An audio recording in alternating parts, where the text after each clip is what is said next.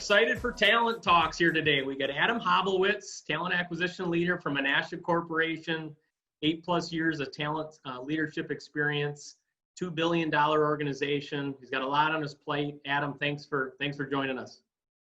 Yeah, you bet, Ben. Thanks for having me. Hey, absolutely. Well, Adam, let's dive into it. You know, right now our big focus is talking about, all right, hey, a position just got approved in your organization. How do you get calibrated? How do you get all parties on the same page to effectively go get the right person in the right seat? So, Adam, kind of give us how you guys approach it. Sure. Great question here, Ben, and just a great topic overall. It's, in my opinion, one of the most critical pieces of the entire recruiting process, and gets us really on the right page to have a successful process together as a team. I'm just going to start back here with kind of my background in regards to the company and you know my time with the current organization, Menasha Corporation. So I've been with the company now for about 16 months. When I arrived, the team was a bit short-handed, so we had to rebuild a couple members of the team. We also had to rebuild some of the processes. So as we were doing that, we also wanted to compare some of the historical data around what types of roles do we recruit for our company. We have a couple different business units in our organization, so broke it down by function, but also by business unit. And you know, once the team was fully staffed, we sat down as a team and to understand, okay, here are where the typical needs are as an organization, and assigned certain recruiters into different recruitment buckets. So, you know, one recruiter is working in engineering, maybe one on IT, so on and so forth across the organization. But that's really helped us be able to be more efficient and assign roles immediately when they come in from the business. So now that we're able to assign roles to the recruiters more quickly, the recruiter then knows that the next step in the process is to schedule an intake conversation or an information gathering session. Now on that session, the hiring leader and the HR partner are both included as well. The conversation typically lasts about 30 to 45 minutes. And I always encourage recruiters that if possible, let's do this as a face-to-face meeting.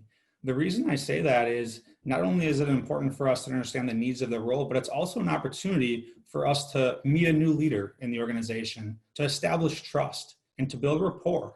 So if the leader isn't local, obviously we're going to have to, you know, use Zoom or use a video tool to get that done. But that's probably the next best option is via video if we're not able to do it face to face.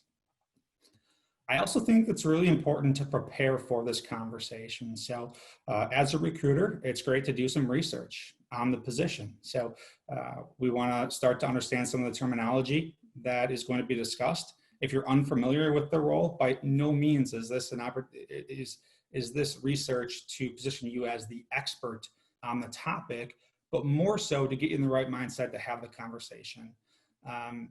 In addition to that, some of the other things that we like to do is to review the job description as well as do an initial search. So we have a lot of you know, search tools that we have to find candidates, and so we will do an initial search on, you know, LinkedIn or something like that, and print off a couple of profiles and bring those profiles with us to that conversation to run by the hiring leader maybe at the end of the conversation.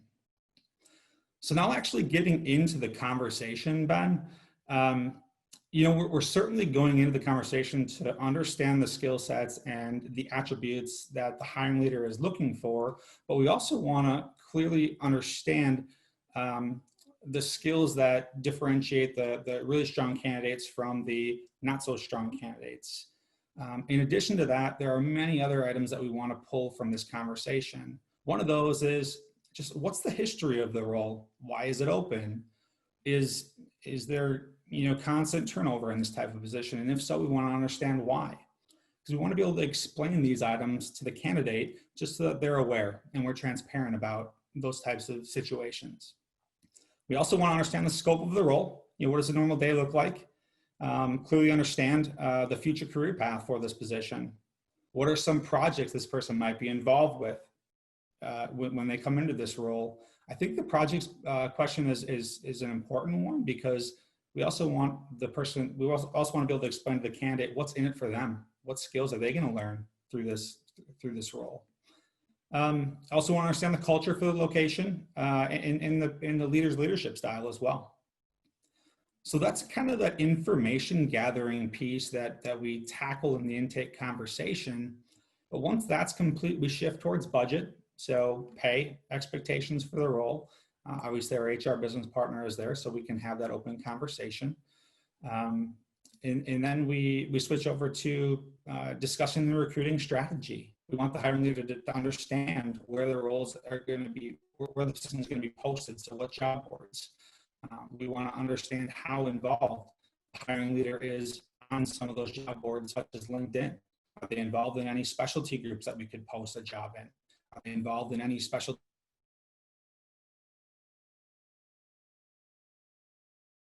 organizations like SHRM, for example, the hiring leader tools that we have available to us to go out and find talent. The last thing I'll say on this topic here, Ben, is expectations for communication. In my opinion, this is a really, really important piece of this intake discussion. Timely and effective communication, as well as high say-do ratio around follow-up, is what's going to keep a leader engaged and confident in the search. We all know that recruiting is very challenging, and there are different ways that recruiters are going about being creative and new ways to go find talent. But the simple fact is that some searches are going to take longer than others. And if we can keep a hiring leader informed as to what we're doing and follow up when we say we're going to follow up, it keeps them more patient and keeps them engaged in the process. Yeah, that's really good. I really like kind of the step-by-step approach that you're doing it, plus all the things that you're incorporating into the intake call to get a big picture view of not only the person you're trying to recruit, but how you're going to go about it and how it aligns with your comp scenario. Now, you've been doing this for a while, and you've built this process off of experience, I'm imagining, right? So you've seen things that worked and haven't worked in the past. Why have you built a few of these things? What have been kind of the horror stories that you said, yep, this is a necessity to include? Yeah, I think, every recruiter has kind of learned from their mistakes. And I love, going back, whenever I talk about recruiting and these processes, although what we've built, right, each different recruit, each different role may play out differently than the next. And so we've got to be adaptable. But there are some challenges that do happen if we're not aligned from the get-go.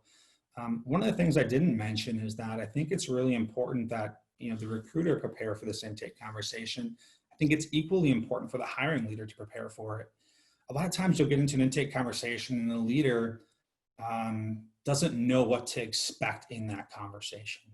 And so what we like to do is send an email to a hiring leader. If we don't know that leader prior to the intake conversation, it's an introduction and an explanation with 3 or 4 bullet points of questions for them to start thinking about, to them to start challenging them to think strategically about the role that they have an opportunity to solve for on their team.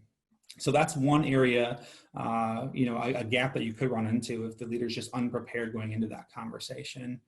I think another area is just the leader's prepared, but just really not certain about what they're looking for or what we're going to find in the market. So they may not be able to answer some of the skills questions real directly because maybe they're uncertain about what's out there, or maybe they're open to different skill sets, depending on what we can find out there from a recruiting standpoint.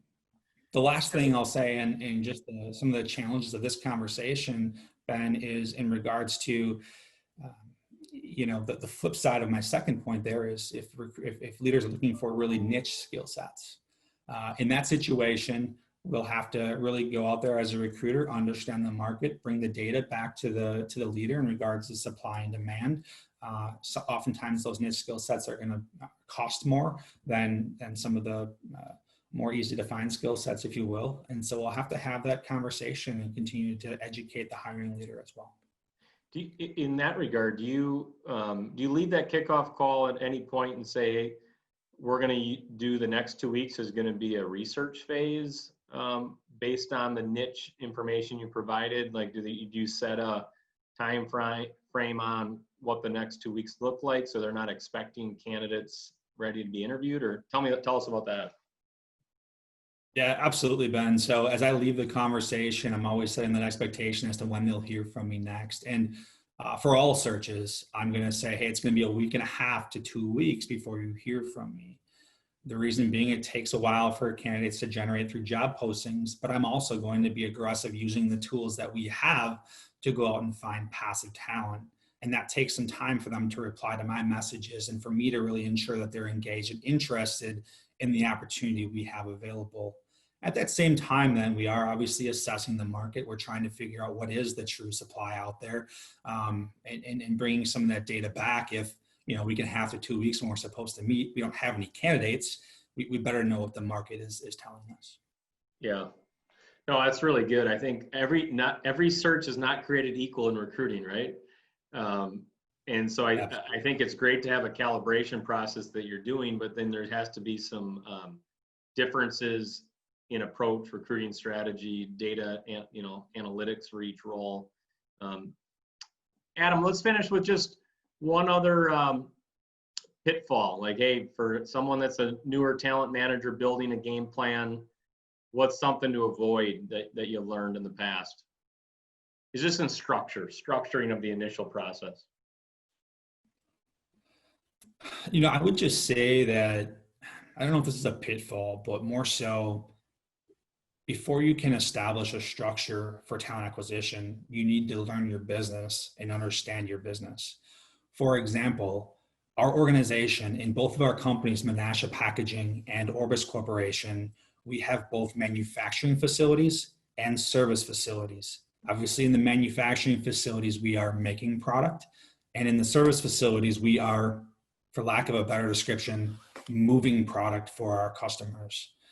And so the skill sets in those two organizations, although we can call a production supervisor the same title, the skill sets are truly different.